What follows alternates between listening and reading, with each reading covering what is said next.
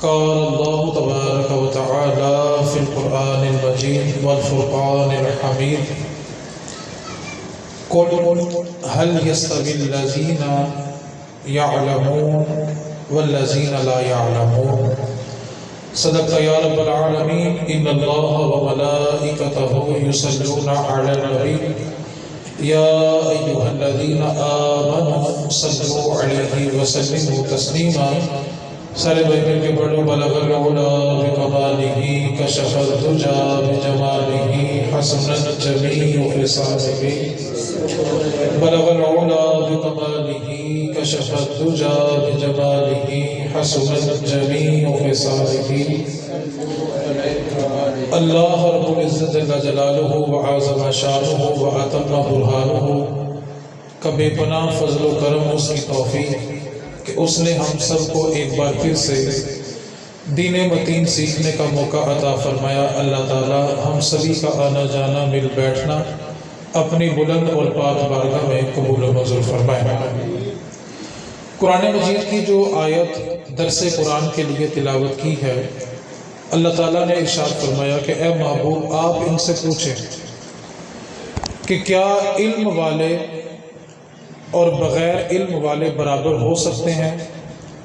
آگے خود ہی جواب ارشاد فرمایا کہ ہرگز عالم اور جاہل برابر نہیں ہو سکتے۔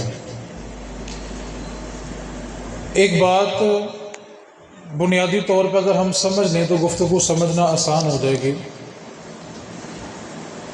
میری ذات کے بارے میں اگر کوئی شخص کسی بھی بات کا دعویٰ کرے تو اس کے لیے تین باتوں کا ہونا ضروری ہے۔ نمبر ایک، یا تو اس نے میرے پاس بیٹھ کر وہ بات خود سنی ہو تو پھر وہ بات کسی اور کو بتائے تو اس کی بات مانی جا سکتی ہے۔ اگر اس نے میرے پاس بیٹھ کر وہ بات نہیں سنی تو دوسری صورت یہ ہے کہ اس نے میری کوئی تحریر لکھی ہوئی پڑھی ہو کہ اس نے لکھ کر یہ دیا تھا کہ یہ بات ایسے ہے، تو پھر اس کی بات کی کسی بھی طرح تصدیق کی جا سکتی ہے۔ تیسری صورت یہ ہے کہ اگر اس نے پاس بیٹھ کر سنی نہیں، لکھی ہوئی پڑھی نہیں، تو کم از کم اس نے کسی ایسے بندے سے وہ بات سنی ہو کہ وہ بندہ جھوٹ نہ بولتا ہو، تو پھر ہم اس کہنے والے بندے کی بات کو تسلیم کریں گے کہ یہ کہنے والا سچ بول رہا ہے۔ اب ایک بندے نے براہ راست بات سنی نہیں، لکھی ہوئی پڑھی نہیں، کسی ایسے بندے سے سنی نہیں جو سچ بولتا ہے، تو اس بندے کو اختیار نہیں کہ وہ میری ذات کے بارے میں کوئی رائے قائم کرے۔ اسی طرح اگر ہم نے کسی ولی کی مجلس میں بیٹھ کر اس کی گفتگو نہیں سنی، اس کی لکھی ہوئی کتابیں نہیں پڑھی اور ان کی باتیں کسی سچے بندے سے اور مستند بندے سے نہیں سنی، تو ہمیں یہ اختیار حاصل نہیں کہ ہم کسی ولی کے بارے میں رائے قائم کریں۔ اصل میں جو بگاڑ پیدا ہوا وہ اس لیے ہوا تھا، اولیاء کی مجلس ہم نے پائی نہیں، اور سب سے بڑا نقصان کہ ہم نے ان کی کتابوں کو خود پڑھا نہیں، اور تیسرے نمبر پہ جنہوں نے پڑھ کے سنایا ان کے اپنے علم کا کوئی معیار ہی نہیں تھا۔ نقصان کیا ہوا کہ لوگ اولیاء کے بارے میں بد زبان اور دراز زبان ہو گئے۔ نقصان یہ ہوا کہ لوگ اولیاء کے بے ادب پیدا ہو گئے۔ ایک بات کو ذہن نشین رکھیں، اللہ رب العزت نے نبوت کا دروازہ رسول کریم صلی اللہ علیہ وسلم کی ذات و برکات پر بند کر دیا، لیکن قیامت تک انسان آئیں گے تو ان کی ہدایت کے لیے علماء اور اولیاء کو رکھا۔ سب سے بنیادی بات اگر آپ نقطے کو سمجھ لیں تو میں آگے گفتگو شروع کرتا ہوں۔ مارکیٹ میں جو کاپی تیار ہوتی ہے کسی بھی چیز کی، وہ صرف اور صرف اس صورت میں ہوتی ہے کہ اصل کی ڈیمانڈ ہوتی ہے۔ جب مارکیٹ میں اصل چیز کی ڈیمانڈ ہوتی ہے تو اس کی کاپی تیار ہوتی ہے۔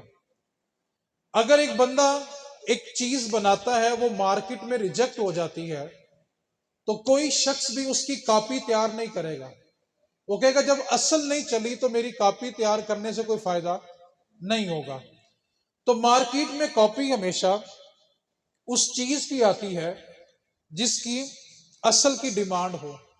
آج معاشرے میں 2 نمبر 3 نمبر 4 نمبر پیر بنے ہی اس لیے کہ اصل کی ڈیمانڈ تھی۔ اگر اصل کی ڈیمانڈ نہ ہوتی تو کبھی اس کی کاپی تیار نہ ہوتی۔ یہ 2 باتیں بس آپ نے ذہن میں رکھنی ہے۔ اب میں گفتگو آپ سے کرتا ہوں۔ پہلی بات میں نے یہ کہی تھی کہ کسی بھی ذات کے بارے میں بات کرنے کے لیے 3 چیزیں ضروری ہیں۔ یا تو ہم نے اس کی مجلس میں بیٹھ کے بات سنی ہو، مجلس اختیار نہیں کی تو کم از کم اس کی لکھی ہوئی کتابیں خود پڑھی ہوں، اور اگر دونوں باتیں نہیں تو کم از کم اس کی باتیں کسی مستند بندے سے سنی ہوں جو بندہ جھوٹ نہ بولتا ہو۔ اور دوسری بات میں نے یہ کی ہے کہ کاپی ہمیشہ اس کی آتی ہے جس کی اصل کی ڈیمانڈ ہوتی ہے۔ حضور سیدی غوث اعظم رضی اللہ تعالی عنہ الشیخ عبد القادر الجیلانی الحسنی الحسینی رضی اللہ تعالی عنہما، آپ سن 470 ہجری میں پیدا ہوئے، یعنی 465 میں داتا صاحب کا وصال ہے اور 5 سال بعد غوث اعظم کی ولادت ہے۔ غوث اعظم رضی اللہ تعالیٰ عنہ تمام اولیاء کے سردار ہیں۔ آپ کی ذات مبارکات کے بارے میں بہت ساری باتیں ایسی عوام الناس میں مشہور ہو گئی جن کا حقیقت کے ساتھ کوئی تعلق ہی نہیں ہے، اور لوگوں نے انہی باتوں کو بنیاد بنا کر اولیاء کے بارے میں زبان درازی شروع کر دی۔ ان کے لیے بہتر یہ تھا کہ وہ براہ راست کتابوں کو پڑھتے، سمجھتے، پھر کسی رائے کو قائم کرتے۔ اس بات کو ذہن نشین رکھیں، جو شخص براہ راست غوث اعظم رضی اللہ تعالی عنہ کی کتابوں کو پڑھ لیتا ہے اس کا تعلق اپنے رب کی ذات سے مضبوط ہو جاتا ہے۔ آپ غوث پاک کی تعلیمات پڑھ کے دیکھیں، آپ کو کہ یار جو کچھ معاشرے میں ہو رہا ہے وہ تو غوث پاک نے لکھا ہی نہیں ہے۔ اب ایک بندہ ذاتی طور پہ کوئی کام کرے اور ہم اس کو کسی ولی کی طرف منسوب کر دیں تو یہ ہماری کوئی دیانتداری نہیں ہے، یہ ہماری طرف سے ظلم ہے کہ ہم کسی جاہل بندے کا فعل اٹھا کے اولیاء کی طرف منسوب کر دیں۔ حضور سیدی غوث اعظم رضی اللہ تعالی عنہ نے جو سب سے پہلی بات کی، آپ نے فرمایا جس بندے کے پاس علم فقہ یعنی جو شریعت کے مسائل ہوتے ہیں، جس بندے کے پاس اس کا علم نہیں ہے اس کے لیے گوشہ نشینی اختیار کرنا جائز ہی نہیں ہے۔ اور آگے دلیل کے طور پہ رسول کریم صلی اللہ علیہ وسلم کا فرمان ذکر کیا۔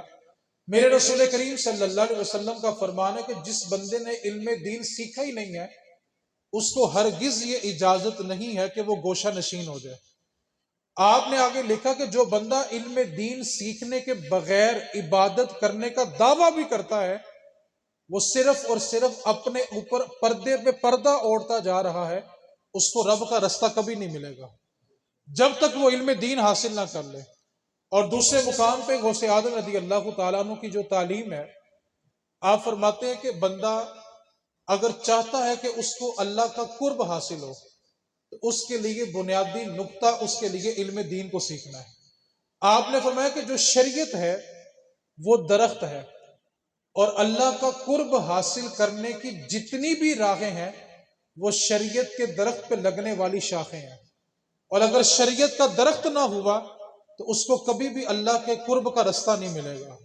اس کے لیے شریعت پر عمل کرنا اس کے لیے لازم و ملزوم ہے۔ اس وقت ہمارے درباروں پہ جو کچھ ہو رہا ہے اس کے بارے میں لوگ بڑی جلدی زبان درازی کر لیتے ہیں۔ سب سے پہلی بات میں آپ سے یہ گوش گزار کرنا چاہتا ہوں، ہمارا جو محکمہ اوقاف ہے جو درباروں کا چندہ کھاتا ہے اس میں جو لوگ ملازمت کرتے ہیں اس میں سے صرف اور صرف 40% لوگ سنی ہیں، 60% لوگ وہاں پہ کام کرنے والے سنی نہیں ہیں، دوسری کمپنی کے ہیں۔ سوال یہ پیدا ہوتا ہے کہ جو لوگ کروڑوں کا چندہ کھاتے ہیں ان کی ذمہ داری ہے کہ ان چیزوں کو بند کیا جائے۔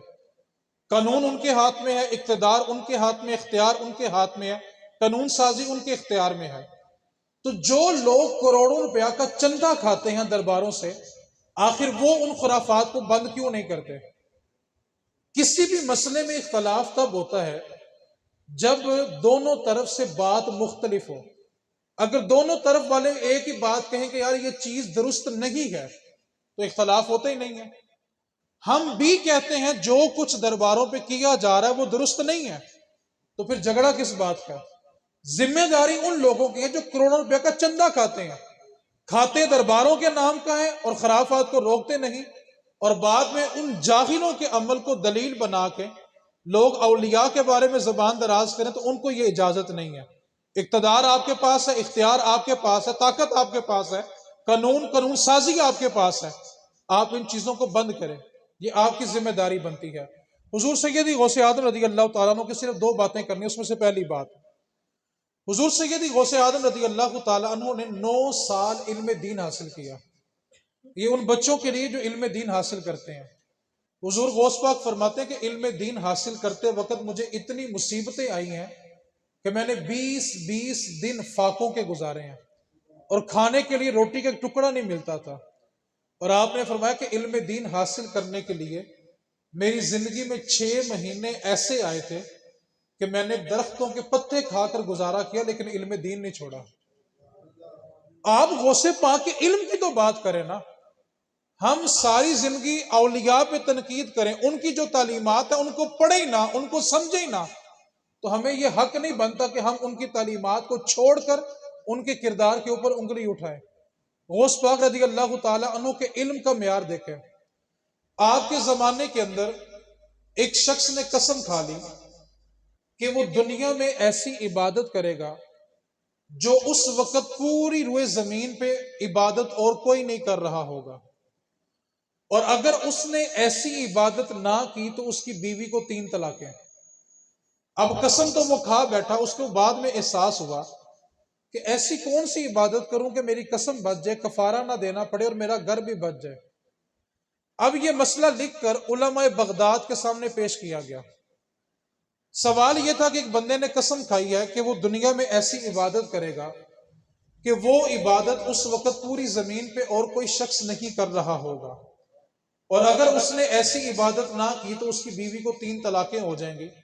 اب وہ شخص اپنا گھر بچانا چاہتا ہے اور کفارے سے بچنا چاہتا ہے، تو اس مسئلے کا کوئی حل بتایا جائے۔ علماء بغداد نے اس مسئلے کے جواب میں لکھا کہ دنیا میں ایسی کوئی عبادت نہیں ہے کہ جو یہ بندہ اکیلا کرے اور اس وقت کائنات میں اور کوئی نہ کر رہا، کیونکہ ہم نہیں جانتے دنیا کے کس کنارے کون سجدے میں ہے، کون رکوع میں ہے، کوئی تلاوت قرآن میں، کوئی ذکر میں، اذکار میں، ہم نہیں جانتے کون سا بندہ دنیا میں کہاں رہ کے کون سی عبادت کر رہا ہے۔ تو لہٰذا دنیا میں ایسی کوئی عبادت نہیں ہے جو اس بندے کے لیے لکھ کر دی جائے کہ یہ عبادت اس وقت یہ بندہ اکیلا ہی کر رہا ہے، لہذا ایسی کوئی عبادت نہیں ہے، لہذا اس کی بیوی کو 3 طلاقیں۔ اب یہ مسئلہ چلتا چلتا حضور سیدی غوث اعظم رضی اللہ تعالیٰ عنہ کے پاس آیا۔ آپ کے سامنے یہ فتوے کے لیے سوال رکھا گیا۔ آج لوگ غوث پاک کے بارے میں صرف زبان درازی کرتے ہیں۔ غوث پاک رضی اللہ تعالیٰ عنہ نے 33 برس بیٹھ کر درس قرآن، درس حدیث دیا، اور 33 سال آپ نے فتویٰ لکھا ہے۔ آج ہر بندہ مفتی بن گیا۔ اصل نقصان یہ ہوا، فاروق اعظم کے زمانے میں 1 لاکھ صحابہ زندے تھے، 1 لاکھ صحابہ زندہ تھے، لیکن فتویٰ لکھنے کی اجازت صرف اور صرف 4 صحابہ کو تھی۔ ان 4 کے علاوہ کوئی فتویٰ نہیں لکھ سکتا تھا۔ 1 لاکھ، اور صحابہ وہ جنہوں نے مجلس رسول پائی ہے اور براہ راست رسول کریم سے علم حاصل کیا ہے، لیکن اس کے باوجود جناب عمر فاروق نے یہ قانون نافذ کیا تھا کہ ان 4 صحابہ کے علاوہ کوئی صحابی کسی کو فتویٰ لکھ کے نہیں دے گا۔ آج نقصان اس لیے ہوا کہ علم حاصل نہیں کیا اور ہم نے فتویٰ پوچھنا شروع کر دیا۔ اور میرے نبی پاک صلی اللہ علیہ وسلم کا فرمان سنیں، ہم ہر بندے سے سوال کر لیتے ہیں نا، میرے نبی پاک صلی اللہ علیہ وسلم نے فرمایا کسی بندے نے کسی ایسے بندے سے سوال کیا جو علم نہیں رکھتا تھا، اور اگر اس نے غلط جواب دیا اور اس نے عمل کیا تو سارے کا سارا گناہ سوال کرنے والے پہ ہے، کہ اس نے ایسے بندے سے سوال ہی کیوں کیا جو اس بارے میں علم ہی نہیں رکھتا۔ ہمیں اپنے علاقے میں اچھے پلمبر کا پتہ ہے، اچھے الیکٹریشین کا پتہ ہے، اچھے مکینک کا پتہ ہے، لیکن ہمیں اپنے علاقے میں مستند عالم کا نہیں پتہ۔ ہم نے دین اتنا سستا کر دیا، ہمیں یہ پتہ ہے کہ چیز بازار میں اچھی کس دکان سے ملتی ہے، تو ہمیں یہ کیوں نہیں پتا کہ علم میں دین خالص کہاں سے ملتا ہے۔ ہر کسی کے آگے ہاتھ باندھ کے قیدتیں نچھاور کرنا بیٹھ جاتے ہیں ہم لوگ۔ اب یہ فتویٰ غوث اعظم کی بارگاہ میں 33 سال غوث پاک نے فتویٰ لکھا ہے۔ سوال آیا کہ حضور بندے نے قسم کھائی ہے کہ وہ ایسی منفرد عبادت کرے گا جو اس وقت روئے زمین پہ اور کوئی نہیں کر رہا، اور اگر وہ ایسی عبادت نہ کر سکا تو بیوی کو 3 طلاقیں ہیں، اب وہ اپنا گھر بچانا چاہتا ہے، تو غوث پاک مسکرا پڑے، فرمایا یہ بھی کوئی مسئلہ ہے؟ علماء بغداد نے کہا حضور ایسی کون سی عبادت ہے کہ یہ بندہ اکیلا کرے گا، اس وقت کائنات میں وہ عبادت اور کوئی نہیں کر رہا ہوگا؟ آپ نے کہا یار یہ بھی کوئی مسئلہ تھا، ایسا کرو اس بندے کو لے کر کعبہ اللہ میں چلے جاؤ، حرم کعبہ کے صحن میں چلے جاؤ، اور خانہ کعبہ کا جو صحن ہے وہ خالی کرواؤ، اس بندے کو کہے کہ یہ اکیلا خانہ کعبہ کا طواف کرے، یہ وہ عبادت ہوگی جو کائنات میں اس وقت اور کوئی بھی نہیں کر رہا ہوگا۔ یار غوث پاک کا علم بھی بیان کرو، غوث پاک نے علم کی تبلیغ کیا کیا؟ آج ہمارے کالج میں، یونیورسٹیوں میں جب نیا سال شروع ہوتا ہے نا، تو سارے استاد بیٹھ کر کتابیں تقسیم کرتے ہیں، کون سا استاد کون سی کتاب پڑھائے گا۔ لیکن غوث پاک کے زمانے میں کتابیں تقسیم نہیں ہوتی تھی، شاگرد تقسیم ہوتے تھے، اور غوث پاک کہتے تھے جتنے لائق بچے ہیں سارے تمہارے، اور جتنے نالائق ہیں سارے عبد القادر خود پڑھائے گا، اور آپ نے سب کو پڑھا کے وقت کا ولی بنایا۔ تو غوث اعظم رضی اللہ تعالیٰ عنہ کے علم کا معیار ہے، اور غوث پاک رضی اللہ تعالیٰ عنہ فرماتے جتنا میں نے علم حاصل کرنے کے لیے کوشش کی، اور دوران تعلیم جتنی مصیبتیں مجھ پر آئی تھی نا، اگر وہ کسی پہاڑ پر آتی تو پہاڑ کا کلیجہ چیر دیتی۔ اتنی مشقتیں برداشت کرنے کے بعد میں نے علم دین حاصل کیا۔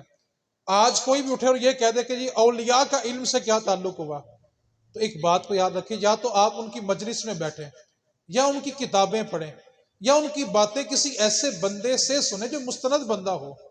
تو حضور سیدی غوث اعظم رضی اللہ تعالی عنہ نے جو تعلیمات دی ہیں، پہلی تعلیم یہ دی کہ علم کے بغیر کبھی عبادت نہ کرنا۔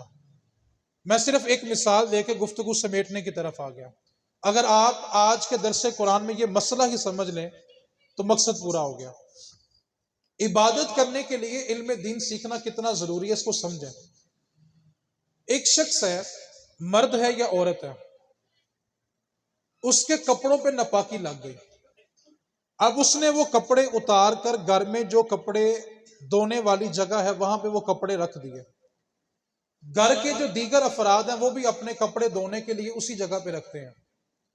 اب گھر والے ہفتے بعد 10 دن بعد جب ان کا مزاج ہو تو کپڑے دھونے کے لیے مشین لگاتے ہیں۔ اب جو کپڑے دھونے کے لیے رکھے ہوئے تھے ان کپڑوں میں ایک سوٹ وہ بھی ہے جس کے اوپر ناپاکی لگی ہوئی ہے۔ اب گھر والوں نے کیا کیا کہ 7-8 سوٹ پکڑے اور اکٹھے مشین میں ڈال دیا، پانی ڈالا، صابن، سوئیاں، سرف جو بھی استعمال کرتے ہیں وہ اس میں ڈال دیا۔ اب جو وہ 8 کپڑے مشین میں گئے ہیں، ان 8 کپڑوں میں ایک کپڑا وہ ہے جس کے اوپر ناپاکی لگی ہوئی ہے۔ اب آپ مجھے بتائیں جب مشین میں پانی چلے گا، وہ پانی ناپاک کپڑے کو لگا تو سارے کپڑے کیا ہو گئے؟ ڈالتے وقت ایک کپڑا ناپاک تھا، لیکن جب مشین کو چلایا تو سارے کے سارے کپڑے کیا ہو گئے؟ ناپاک ہو۔ اتنی بات سمجھ آ گئی آپ کو؟ پیچھے والوں کو بھی سمجھ آ گئی ہے؟ کتنے کپڑے ناپاک ہو گئے؟ سارے کے سارے۔ اچھا جب مشین سے کپڑے نکالے دو کے تو سارے کپڑے کیا تھے؟ ناپاک تھے۔ اب خواتین یہاں پر ایک دلیل پیش کرتی ہیں کہ ہم ایک ایک کپڑے کو نتارتی ہیں، بعد میں پانی سے نکالتی ہیں۔ اب آپ نے میری طرف دیکھنا ہے، ٹوٹی چل رہی ہوتی ہے، نیچے ایک ٹپ یا بالٹی رکھی ہوئی جس میں پانی جمع ہو رہا ہے۔ اب مشین سے نکلنے والے سارے کپڑے کیا ہیں؟ اچھا ان ناپاک کپڑوں میں سے ایک کپڑا اٹھایا اور اس بالٹی میں ڈال دیا، بالٹی کا سارا پانی کیا ہو گیا؟ اسی میں اگلا کپڑا، اسی میں اگلا کپڑا۔ اب بعد میں چودھری صاحب نے سوٹ کو مایا بھی لگا لی، کاٹن تھی اچھی والی، مایا بھی لگائی، پھر تھوڑی بغلوں کے اندر سپیس آ گئی، تھوڑا اکڑ کے چل کے مسجد کی پہلی صف میں جا کے بیٹھ بھی گئے، جمعہ پڑھی، شان و شوکت کے ساتھ پڑھا۔ آپ مجھے بتائیں نماز ہو گئی ہے؟ کیونکہ نماز کے لیے شرط ہے کہ بندے کا جسم بھی پاک اور اس کا لباس بھی۔ اب جب لباس پاک نہیں ہے تو نماز ہے؟ آپ مجھے بتائیں ہمارے گھروں میں 10 سال 15 سال سے کپڑے ایسے دھل رہے کہ نہیں دھل رہے؟ میں فتویٰ نہیں دے رہا، لیکن 15 سال کی نمازوں کی فکر کریں۔ غوث پاک نے فرمایا علم دین سیکھے بغیر عبادت کرنا درست ہی نہیں ہے، جب تک بندہ علم دین حاصل نہ کر لے۔ اب اس کا کرنا کیا ہے؟ جتنے حصے پہ ناپاکی لگ گئی ہے نا، اتنے حصے کو دھو کر پھر دھونے والی جگہ پہ رکھیں، اس کے ساتھ پھر جتنے بھی کپڑے دھلیں کپڑا کوئی ناپاک نہیں ہوگا۔ جتنے حصے پہ ناپاکی لگی، اور یہ بھی حضور کا کرم ہے۔ آپ بنی اسرائیل کے حالات پڑھ کے دیکھیں، گزشتہ امتوں میں جب کپڑا ناپاک ہوتا تھا تو اتنا کپڑا کاٹا جاتا تھا تو باقی کپڑا پاک ہوتا تھا۔ یہ حضور کا ہم پہ کتنا کرم ہے، جتنی بار بھی کپڑا ناپاک ہوتا ہے بندہ اس کو دھوتا ہے، رب اس کو پاک فرما دیتا ہے۔ یہ حضور کا امت مصطفیٰ کے اوپر کرم ہے۔ تو غوث پاک نے فرمایا کہ علم دین سیکھے بغیر عبادت کرنا درست ہے، علم دین سیکھو تو عبادت کرو۔ آخری بات اور میری گفتگو مکمل ہو گئی۔ حضور سیدی غوث اعظم رضی اللہ تعالیٰ عنہ کی جو تعلیمات ہیں اس کا کچھ نچوڑ بھی ہے۔ غوث اعظم رضی اللہ تعالیٰ عنہ نے شریعت کو اتنا مضبوط کر کے ہمارے سامنے پیش کیا کہ اگر کوئی شخص شریعت سے ہٹ کے رب کی تلاش کرنا چاہے اس کو رب کبھی نہیں ملے گا۔ جب تک انسان شریعت کے رستے پہ نہیں چلے گا اس کو طریقت اور روحانیت کبھی نہیں مل سکتی۔ اس واسطے اگر کسی شخص کے دل میں یہ ذرا سا خیال آ جائے کہ جی میں صرف باطن کی باتیں کرتا ہوں، روحانیت کی باتیں کرتا ہوں، تو اس کے لیے میرا ایک جواب ہے۔ پچھلے ہفتے کی بات ہے، مجھ سے ایک بندے نے سوال کیا تھا کہ ہم جب کسی دوسری کمپنی کے بندوں سے بات کرتے ہیں تو ان کے پاس اپنی ہر بات کی بڑی مضبوط دلیل ہوتی ہے، لیکن ہم سنیوں کے پاس اپنی باتوں کی دلیل بہت کم ہوتی ہے، ہمیں پتہ نہیں ہوتا کہ ہم نے کہنا کیا ہے۔ تو اس کی کیا وجہ ہے کہ دوسری کمپنی کے لوگ، دوسری کمپنی سمجھ رہے ہیں کہ نہیں سمجھ رہے؟ الفاظ کے پردوں میں جن سے مخاطب ہوں میں، وہ جان تو گئے ہوں گے کیوں نام لیا جائے، ٹھیک ہے؟ ان کے پاس ہر بات کی دلیل ہے، تو ہمارے پاس اپنی باتوں کی دلیل کیوں نہیں ہوتی؟ تو میں نے اس کو صرف مختصر سا اتنا جواب دیا تھا، میں نے کہا ان کے پاس اپنی باتوں کی دلیل اس لیے ہوتی ہے کہ وہ اپنا پیسہ قوالوں اور نعت خانوں پہ ضائع نہیں کرتے، وہ اپنے علماء کو بلا کر ان سے دین سیکھتے ہیں۔ ہم نے اپنا پیسہ قوالوں پہ انویسٹ کیا، نعت خانوں پہ انویسٹ کیا، بانڈ قسم کے خطیبوں پہ انویسٹ کیا۔ میرا شعبہ ہے، کل کو یہ جملے میں نے بھگتنے ہیں، لیکن میں سر عام کہنا چاہتا ہوں، جتنا اہل سنت کا نقصان ہم نے خود کیا، کسی اور نے نہیں کیا، اتنا نقصان ہمیں غیروں سے نہیں پہنچا جتنا نقصان ہمیں اہل سنت میں چھپی ہوئی کالی بیڑوں سے پہنچا ہے۔ آپ مجھے بتائیں، ایک بندہ ہر سال قوالی کراتا ہے، 20 سال ہو گئے قوالی کرواتے ہوئے، محفل نعت کرواتے ہوئے، اور 20 سال کے بعد اس کو نماز کے ساتھ فرض بھی نہ آتے ہوں، بتائیں اس کی محفلیں کتنی کی قبول ہو گئی ہیں؟ جس کی قبول ہوتی ہے نا اس کو علم دین بھی آتا ہے۔ ہم نے اپنا پیسہ قوالوں پہ انویسٹ کیا، نعت خانوں پہ انویسٹ کیا، اور انہوں نے کیا کیا؟ انہوں نے مدارس بنائے، اپنے علماء کو پروموٹ کیا، علماء کو بلا کر ان سے علم دین سیکھا۔ ہمارے ہاں کیا ہے؟ محفل میلاد ہوگی، 10 نعت خان ہوں گے، ایک خطیب ہوگا، اور خطیب کو مائک بلا کب دیں گے؟ جب عوام یہ دعا کر رہی ہوتی ہے کہ اللہ کرے دعا ہی ہو جائے، عوام دعا مانگ رہی کہ اللہ کرے دعا ہی ہو جائے، اس وقت عالم آ کے عوام کو کیا سمجھائے گا؟ اس وجہ سے ہمارے پاس آج شعور نہیں رہا۔ اور میں ایک بات کہنا چاہتا ہوں، باپ ساری زندگی کمائی کرے اور باپ کے مرنے کے بعد جب اس کا بیٹا اس کی دکان پہ جا کے بیٹھتا ہے نا، اس کے کاروبار پہ، اس کے اڈے پہ بیٹھتا ہے، تو ساری مارکیٹ اور سارا خاندان بلا کیا کہتا ہے؟ ابے دی کمائی کھا رہا ہے۔ کیا کہتے ہیں؟ کہندے نو کرنا کچھ نہیں پیا تے مفت دی ابے دی۔ میں ایک جملہ کہنے لگا ہوں، جملے کی تاثیر بڑی دور تک جانی ہے۔ اس وقت جتنے بڑے بڑے آستانے ہیں، چند ایک کو نکال کے، چند ایک جو فنگر ٹپس پہ گنے جا سکتے ہیں، ان کو نکال کے جتنے بڑے بڑے سجادہ نشین ہیں نا، سب اپنے بڑوں کی کمائی کھا رہے ہیں۔ ذاتی کردار کیا ہے؟ ایک بات کو یاد رکھیں، بڑا ہونے کے لیے بڑے کام کرنے پڑتے ہیں، بڑوں کا بیٹا ہونے سے کوئی بڑا نہیں ہو جاتا۔ کوئی کہے جی میں فلاں کا بیٹا ہوں، ذاتی کردار کیا ہے ہمارا؟ آپ عقیدت کے نام پہ اپنا پیسہ چندہ باکس کے اندر ڈال کے آتے ہیں، کیا آپ کے اس پیسے سے کبھی کوئی عالم دین تیار ہوئے؟ کروڑوں روپیہ درباروں پہ چندہ کٹا ہوتا ہے، کوئی ایک آستانہ ایسا بتائیں، کوئی ایک، چند ایک کو نکال کے، چند ایک کو نکال کے، جس کے بعد آپ کو یہ خبر ملتی ہو کہ اس آستانے نے اس سال اتنے عالم تیار کیے ہیں، اتنے حافظ تیار کیے ہیں۔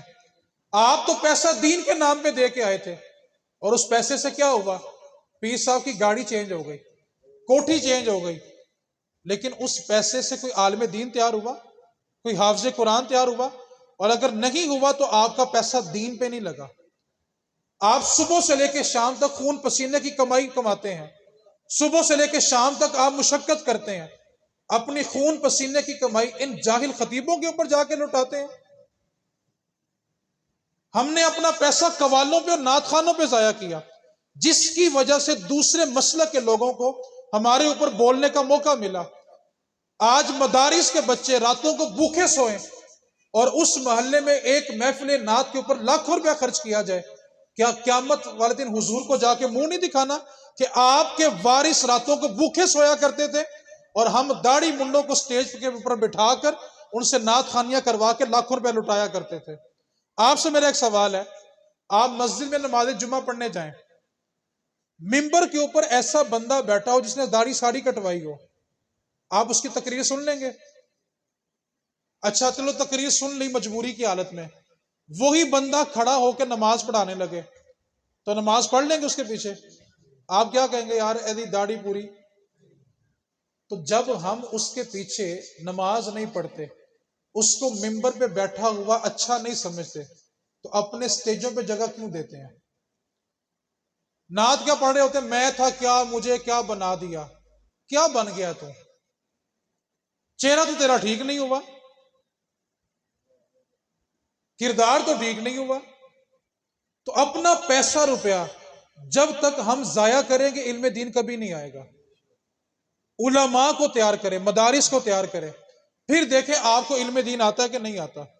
ساری ساری رات نعت خوانی کروا لی، گناہ نہیں ہے، نعت پڑھنا حضرت حسان کی سنت ہے اور سننا میرے مصطفیٰ کی سنت ہے، نعت کا انکار نہیں، نعت ہمارا ایمان ہے۔ کوئی میری باتوں سے یہ تاثر نہ لے، کیونکہ ہم بات کا مطلب نہیں سمجھتے، مطلب کی بات بڑی جلدی سمجھتے ہیں۔ بات کا مطلب سمجھیں کہ ہم نے اپنا پیسہ ترجیحاً کہاں پہ خرچ کیا، تو جو ہماری ترجیح تھی نا بدلے میں وہی کچھ ملا، ہمیں علم دین نہیں ملا۔ نقصان کیا ہوا؟ میں کسی کی ذات پہ تنقید نہیں کر رہا، جتنے لوگ یہاں بیٹھے ہوئے ہیں نا، ٹھیک ہے، چند ایک کو نکال کے ابھی یہاں پہ صرف اتنا پوچھ لیا جائے کہ نماز میں کتنی چیزیں فرض ہیں، میں اگلا جملہ کہنا نہیں چاہتا آپ کو،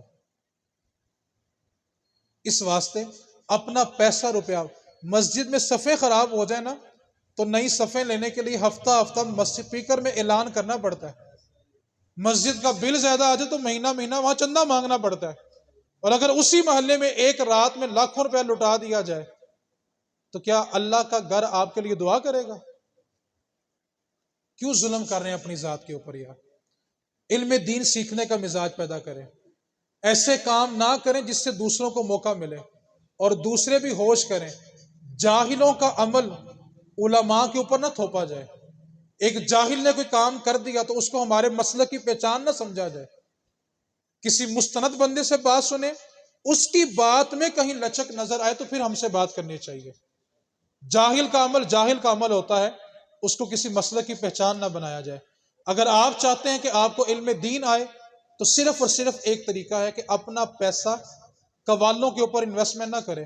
بڑے بڑے گدیوں والے سالانہ عرس ہوگا، سال کے بعد ایک قوالی کرا لو، ہزاروں کا مجمع جمع ہو گیا، ہزاروں کے مجمع میں بیٹھے ہوئے شخص کو کیا قرآن کی ایک آیت بھی سمجھ آئی گا؟ ایک حدیث بھی سمجھ آئی گا؟ اور ایک بات کو پلے باندھ لیں، اگر آپ اپنی عقیدت کسی ایسے بندے کے اوپر نچھاور کر رہے ہیں جس سے آپ کو علم دین نہیں مل رہا تو کم از کم اپنے آپ کو جہنم کے عذاب سے بچا لیں۔ آج جو بندہ یہ کہنا کہ میری نسبت بڑی مضبوط ہے، جس کی نسبت مضبوط ہوتی ہے اس کا عمل بڑھ جاتا ہے، اس کا خوف خدا بڑھ جاتا ہے۔ نبی پاک صلی اللہ علیہ وسلم نے سیدہ طیبہ طاہرہ مخدومہ کائنات سیدہ فاطمہ الزہرا رضی اللہ تعالی عنہا سے فرمایا، فاطمہ بیٹا تم نے قیامت والے دن محمد کی بیٹی ہونے کے ناطے حساب نہیں دینا، فاطمہ ہونے کے ناطے حساب دینا ہے۔ مجھے بتاؤ سیدہ پاک سے زیادہ نسبت زیادہ کس کی مضبوط ہے یار؟ وہ براہ راست رسول اللہ کی بیٹی جن کے بارے میرے نبی نے فرمایا الفاطمہ تو بدعۃ منی، فاطمہ تو میرے جگر کا ٹکڑا ہے۔ ان کو حضور نے فرمایا کہ فاطمہ قیامت والے دن حساب محمد کی بیٹی ہونے کا نہیں ہونا۔ آج عمل 1% نہ کیا جائے اور کہ بندہ یہ کہ میری نسبت بڑی مضبوط ہے، جس کی نسبت مضبوط ہو نا، تو امام حسن نے 25 حج پیدل فرمائے ہیں۔ آپ مجھے بتائیں ان کی نسبت کمزور تھی، جن کو خود رسول اللہ نے کہا کہ حسن اور حسین میرے بیٹے ہیں۔ عبادت کا عالم کیا سیدہ پاک کی کہ سارا دن آج کسی کی بیٹی سسرال سے تنگ ہو کے آئے نا اور باپ سے کہے کہ سسرال بڑے کڑا کام کرواتے ہیں، لیکن کوئی باپ یہاں پہ ایسا نہیں بیٹھا ہوگا جو یہ کہہ سکے کہ میری بیٹی اتنا کام کرتی ہے کہ ہاتھوں پہ چھالے پڑ جاتے ہیں۔ لیکن میں قربان جاؤں حضور کی صاحبزادی پہ، جب حضور کی بارگاہ میں آئی تو چکی چلا چلا کے ہاتھوں پہ چھالے پڑے ہوئے تھے، سارا دن چکی چلائی، حسن اور حسین اور محسن و زینب و ام کلثوم کی تربیت کی، مولا علی کی خدمت کی۔ مولا علی فرماتے ہیں جس دن سے میرا نکاح ہوا اور جس دن فاطمہ نے پردہ کیا، ایک دن بھی ایسا نہیں آیا کہ کبھی فاطمہ نے علی کی بات نہ مانی ہو، ایک مرتبہ بھی شکایت کا موقع نہیں دیا۔ سارا دن چکی پیسی، اولاد کی تربیت کی، مولا علی کی خدمت کی، اور رات کو جب سر سجدے میں رکھا تو اس وقت اٹھایا جب فجر طلوع ہو گئی، اور اٹھ کے کیا کہا، مولا تیری رات بڑی چھوٹی ہے، اپنی رات کو اتنا لمبا تو کرنا کہ فاطمہ بنت محمد جی کھول کے تیری عبادت کر سکے۔ ان سے کمزور کسی کی نسبت ہے، مضبوط نسبت ہے کسی کی؟ سب کی نسبتیں ان سے کمزور ہیں۔ اور کوئی شخص یہ کہے کہ مجھے عمل کی حاجت ہی نہیں ہے، اگر کسی کے پاس 20 سال جانے کے بعد بھی آپ کو دین سمجھ نہیں آیا تو مہربانی کریں اپنے آپ کو جہنم کے عذاب سے بچا لیں۔ کوئی شخص آپ کو یہ کہنا میں تمہیں بچا لوں گا، اس کو کہنا کہ پہلے اپنے بچنے کی گارنٹی تو دینا، جب خود بچ جائے گا پھر کسی کو بچانے کی باتیں کریں۔ تو آج ہمارے پاس دلائل اس لیے نہیں ہے کہ ہم نے پیسہ روپیہ قوالوں اور نعت خانوں پہ انویسٹ کیا۔ مدارس کو آباد کریں، علم دین سیکھنے کی کوشش کریں، دین اور دنیا دونوں میں آپ سرخرو ہو جائیں گے۔ اللہ رب العزت کی بارگاہ میں دعا ہے اللہ تعالی ہم سب کو صحیح معنوں میں دین سمجھ کر عمل کی توفیق عطا فرمائے۔ وما علینا الا البلاغ المبین۔